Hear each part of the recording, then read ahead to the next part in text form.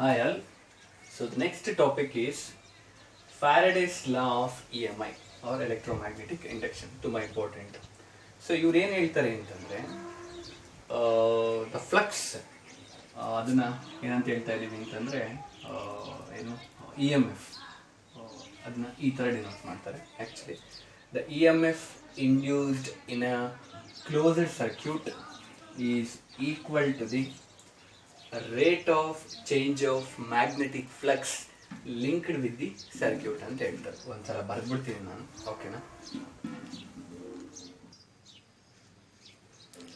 So statement ಬಂದು the magnitude of the E M F induced in a closed circuit or a coil is equal to the rate of change of magnetic flux linked with the circuit ಅಂತಾರೆ.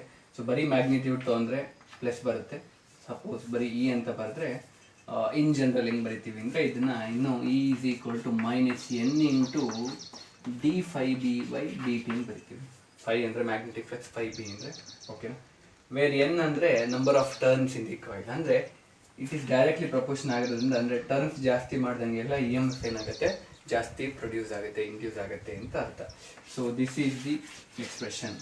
Sir ಇಲ್ಲೇನು sir minus sign ಹಾಕಿದ್ದೀರಾ ಅಂದರೆ which opposes the E M F ಅಂತ, or which which determines the direction of E ಅಂತಾನು ಕರಿತೀವಿ. ಈ minus sine ಅಂದರೆ ಈ ಪೊಲಾರಿಟಿ ಬಗ್ಗೆ, ಇ ಎಮ್ ಎಫ್ ಪೊಲಾರಿಟಿ ಆಗಿರ್ಬೋದು ಅಥವಾ electric current which is produced in that, ಅದರ ಡೈರೆಕ್ಷನ್ ಯಾವುದು ಅಂತ ಹೇಳೋದಕ್ಕೆ ನೆಕ್ಸ್ಟ್ ಲಾ ಹೇಳ್ತೀವಿ, ದಟ್ ಇಸ್ ಲೆನ್ಸ್ ಲಾ ಅಂತ ಹೇಳ್ತೀವಿ. ಸೊ ಅದರಲ್ಲಿ ನೀವು ಡೀಟೇಲ್ ಆಗಿ ಹೋಗ್ತೀರಾ ಈ ಒಂದು ಸೈನ್ ಬಗ್ಗೆ, ಓಕೆನಾ? ಸೊ ಸದ್ಯಕ್ಕೆ which which is in accordance with the lens law ಅಂತ ಹೇಳ್ಬಿಡಿ ಅಷ್ಟೇ ಇದು ಕೇಳಿದ್ರೆ, ಓಕೆನಾ? ಸೊ ಇ ಎಮ್ ಎಫ್ಗೆ ನೀವು ಈ ಥರ ಒಂದು ಸಿಂಬಲ್ಸ್ ಕೊಟ್ಟಿದ್ದಾರೆ ಎನ್ ಸಿ ಆರ್ ಟಿ ಬುಕ್ಕಲ್ಲಿ, ಸೊ ಅದನ್ನೇ ಬರೀರಿ ಇ ಎಮ್ ಎಫ್ಗೆ. So this is about Faraday's law, ಓಕೆನಾ? ಸೊ ನೆಕ್ಸ್ಟ್ ಲಾಗ್ ಹೋಗೋಣ, ಲೆನ್ಸ್ ಲಾ. ಲೆನ್ಸ್ ಲಾ ಏನಕ್ಕೆ ಅಂದರೆ ಇದರದ್ದು ಲಿಮಿಟೇಷನ್ನೇ ಅದು, which will not give the direction or polarity of the E M F ಅಥವಾ ಕರೆಂಟಿದು ಡೈರೆಕ್ಷನ್ ಕೊಡೋದಿಲ್ಲ. So that will discuss in Lenz ಲಾದಲ್ಲಿ, okay?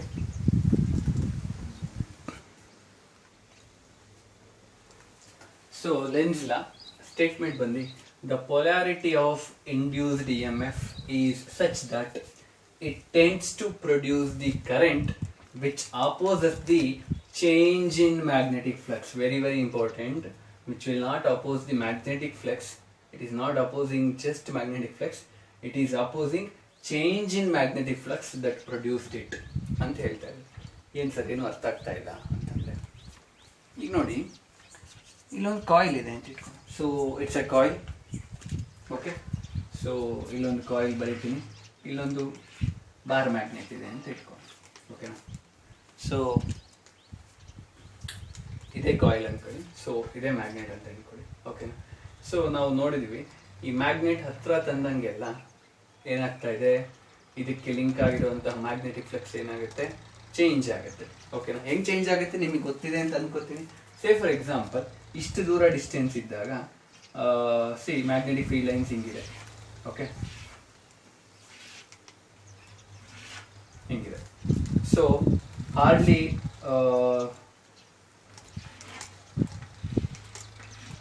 there are only two lines are going inside that coil, ಹೌದಾ ಇಲ್ವಾ?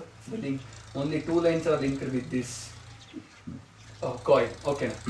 ಅದೇ ಇದನ್ನ ಹತ್ರ ತಗೊಂಡ್ಬಂದ್ಬಿಟ್ರೆ ಈ ಪ್ಲೇಸಿಗೆ ತಂದಾಗ, ಸಪೋಸ್ ಈ ಕಾಯಿಲ್ನ ಹತ್ರ ತಗೊಂಡ್ಬಂದ್ರೆ ಏನಾಗುತ್ತೆ, ಆ ಕಾಯಿಲ್ ಅಲ್ಲ ಮ್ಯಾಗ್ನೆಟ್ನ ಏನಾಗುತ್ತೆ, ದೆನ್ 1 2 3 4 5 there are 5 ಅಂದರೆ ಏನಾಯಿತು, the flux linked with this coil ಏನಾಯಿತು ಚೇಂಜ್ ಆಯಿತು, ಹೌದಾ?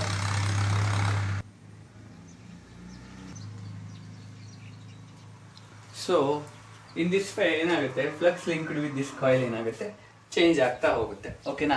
So flux magnetic flux change ಆಗಿದ್ರೆ ಇದರಲ್ಲಿ ಹೆಂಗೆ ಸರ್ ಒಂದು ಇ ಎಮ್ ಎಫ್ ಇಂಡ್ಯೂಸ್ ಆಗುತ್ತೆ ಅಥವಾ ಕರೆಂಟ್ ಬರುತ್ತೆ ಅಂತಂದರೆ, ಬೇಸಿಕಲಿ ಈ ಒಂದು ಕಾಯಿಲ್ ಹೆಂಗಪ್ಪ ಅಂದರೆ, ಈ ಕಾಯಿಲು ಈ ಒಂದು ಏನೇ ಚೇಂಜಸ್ ನಡೆದ್ರೂ ಕೂಡ ವಿತ್ ರೆಸ್ಪೆಕ್ಟ್ ಟು ದಟ್ ಅದೇನು ಮಾಡುತ್ತೆ, ಅದನ್ನು ಅಪೋಸ್ ಮಾಡುತ್ತೆ.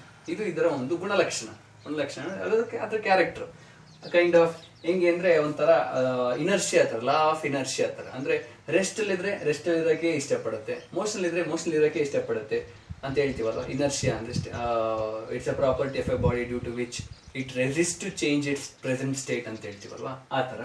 ಸಪೋಸ್ ಈಗ ಈ ಒಂದು ಮ್ಯಾಗ್ನೆಟ್ ಇಲ್ಲಿದೆ, ಓಕೆನಾ. ಸೊ ಈ ಕಾಯಿಲ್ ಇಲ್ಲಿದೆ. ಸೊ ಈಗ ಎಷ್ಟೋ ಫ್ಲಕ್ಸ್ ಇದಕ್ಕೆ ಲಿಂಕ್ ಆಗಿದೆ ಸದ್ಯಕ್ಕೆ, ಈ ಒಂದು 50 ಫ್ಲಕ್ಸ್ ಏನೋ ಲಿಂಕ್ ಆಗಿದೆ ಅಂತ ಇಟ್ಕೊಂಡು, magnetic flux link to this ಈ ಡಿಸ್ಟೆನ್ಸಲ್ಲಿದೆ.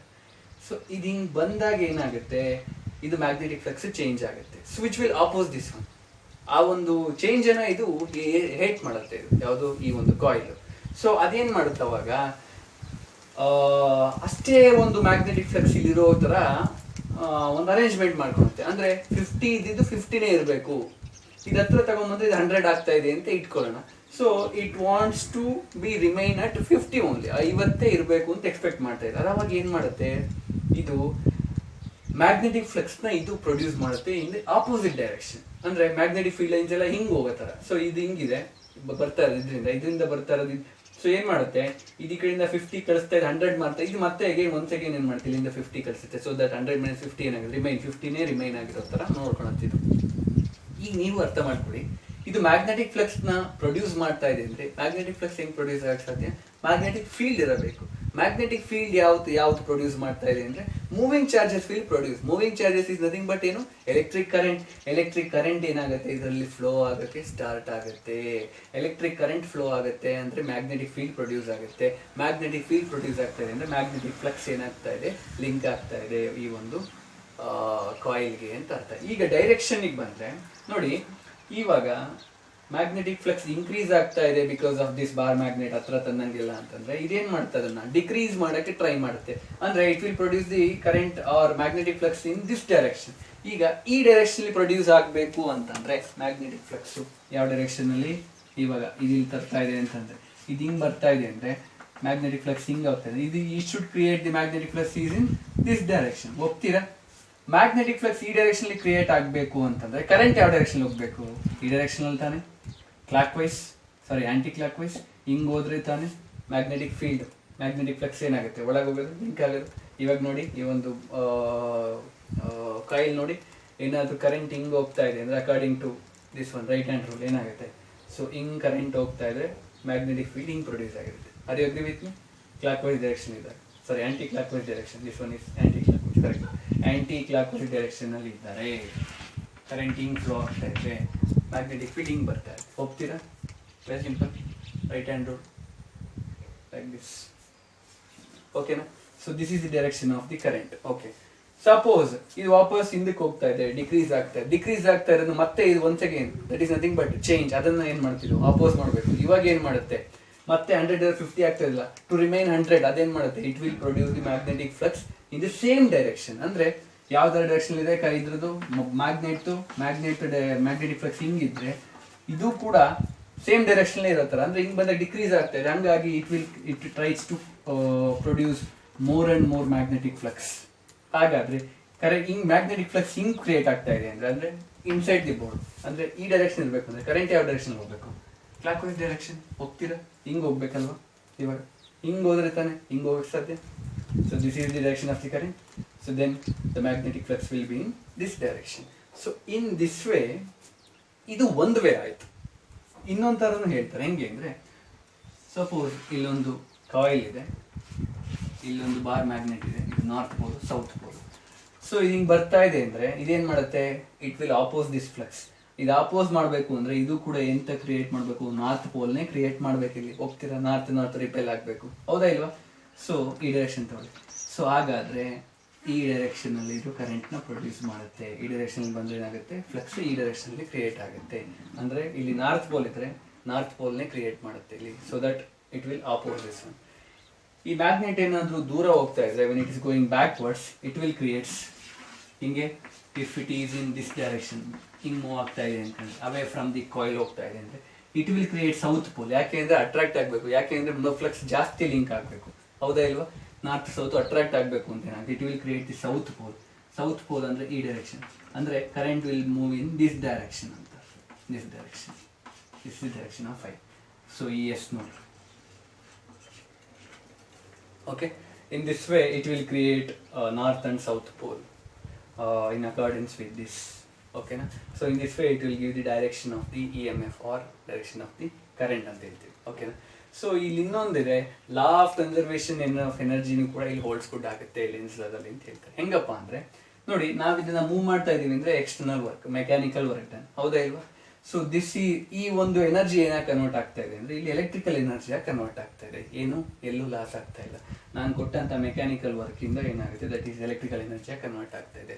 So law of conservation of energy holds good. ಇದು ಒಂಥರ ಹೇಳ್ತಾರೆ. ಇನ್ನೊಂಥರ ಏನ್ ಹೇಳ್ತಾರೆ ಅಂತಂದ್ರೆ, ವೆನ್ ನಾರ್ತ್ ಪೋಲ್ ಬರ್ತಾ ಇದೆ, ಇಲ್ಲೂ ಕೂಡ ನಾರ್ತ್ ಪೋಲ್ನೇ ಕ್ರಿಯೇಟ್ ಮಾಡುತ್ತೆ, ಬಿಕಾಸ್ ಸೌತ್ ಪೋಲ್ ಕ್ರಿಯೇಟ್ ಮಾಡಲ್ಲ, ಅಟ್ರಾಕ್ಟ್ ಮಾಡೋದಿಲ್ಲ. ಬಿಕಾಸ್ ಅಟ್ರಾಕ್ಟ್ ಮಾಡಿದ್ರೆ it will gain kinetic energy. ಹಾಗಾದ್ರೆ ಆ ಕೈನೆಟಿಕ್ ಎನರ್ಜಿ ಎಲ್ಲಿಂದ ಬಂತು? ಸೊ ಅದೇನಾಗುತ್ತೆ, ಹಾಗಲ್ಲ. ಹಂಗಾಗಿ ಲಾ ಆಫ್ ಕನ್ಸರ್ವೇಷನ್ ಆಫ್ ಎನರ್ಜಿಲಿ ಹೋಲ್ಡ್ಸ್ ಗುಡ್ ಆಗೋದಿಲ್ಲ. ದಟ್ಸ್ ವೈ ಏನಾಗುತ್ತೆ, ಇಲ್ಲಿ ನಾರ್ತ್ ಪೋಲ್ ಇದೆ, ನಾರ್ತ್ ಪೋಲ್ನೇ ಕ್ರಿಯೇಟ್ ಮಾಡ್ತಾ ಇದೆ. So extra additional kinetic energy ಇದು ಗೇನ್ ಮಾಡಬಾರ್ದು ಅನ್ನೋ ಉದ್ದೇಶಕ್ಕೆ ಅದು ಆ ಥರ ಒಂದು ಪಾಯಿಂಟ್ ಕೂಡ ಹೇಳ್ತಾರೆ.